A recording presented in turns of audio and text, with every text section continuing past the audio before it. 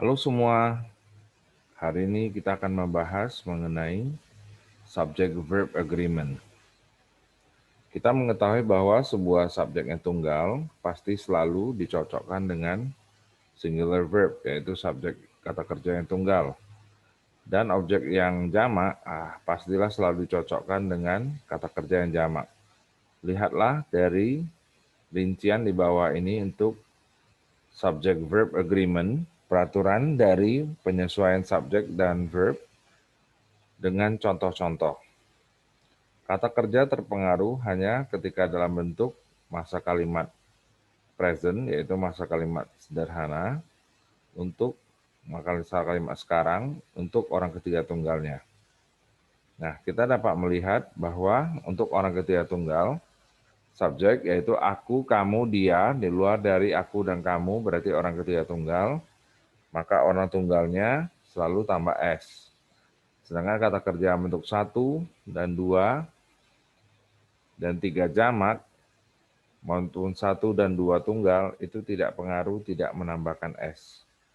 Maka untuk orang ketiga tunggal, he, she, it, atau satu orang, maka kita menambahkan kata kerjanya dengan S. Bentuk dari dasar dari kata kerja, misalnya learn, walk, like, have adalah bentuk irregular, kata kerja tidak beraturan, yaitu bisa berubah bentuk, dan do. Untuk bentuk tunggal dari present, orang pertama, orang kedua, dan orang ketiga, yaitu I, you, dan he, she, it, kita melihat bahwa yang melakukan perubahan berinfleksi hanya likes, has, dan does, yaitu he menambahkan s untuk orang ketiga tunggalnya. Dan kalau dia have, maka dia menjadi has. Mengapa bisa menjadi has?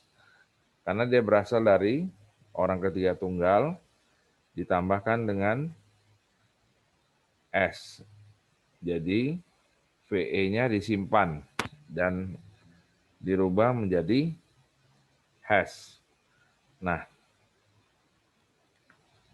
untuk VE-nya waktu disimpan nanti akan dikeluarkan lagi ke dalam bentuk negatif. Kalau kata yang berakhiran S, SH, CH, O, X, dan Z, maka dia menambahkan ES. Sekarang mari kita lihat untuk orang peraturan dari subjek jamak untuk simple present tense, yaitu orang pertama, kami, you, kalian, dan orang ketiga jamaknya they, mereka. Semuanya memakai like, have, dan do, tidak mengalami perubahan bentuk yang berarti, sebagaimana orang ketiga tunggal di atas. Nah, untuk khusus untuk orang ketiga tunggal, aku, kamu, dia, di luar dari aku dan kamu berarti orang ketiga tunggal, maka kita harus menambahkan S atau ES. Dan kata yang bertambahkan S itu adalah selain daripada S, SH, CH, O, X, dan Z. Pada umumnya ketika subjeknya tunggal, penggunaan dari bentuk menggunakan bentuk S, ya, membentuk dari bentuk S dari kata kerja tersebut. Misalnya he walks, she sleeps, it jumps. Pada umumnya ketika subjeknya adalah jamak, gunakan bentuk dasar dari kata kerja tersebut. Misalnya they walk, they sleep, they jump. Perhatikan bentuk tidak beraturannya yang untuknya peraturan S-nya tidak berlaku. Nah, kalau di belakang study, di belakang Y, tidak ada A, I, U, E, O, maka kita harus rubah menjadi I, E, S. Y-nya dirubah jadi I tambah E, S. Karena di belakang Y tidak ada A, I, U, E, O. Tapi kalau dia berakhiran A, I, U, E, O, misalnya play, di belakang Y ada A, I, U, E, O, maka kita tinggal menambahkan S saja. Nah, she has adalah karena dia orang ketiga tunggal, berakhiran kata memiliki VE, dan dia tambahkan S, maka VE-nya dihilangkan.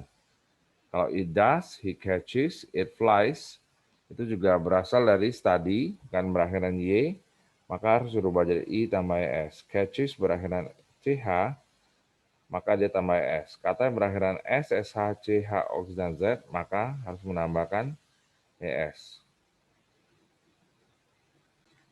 Sekian pembelajaran kita untuk sesi hari ini untuk pembelajaran subjek verb agreement.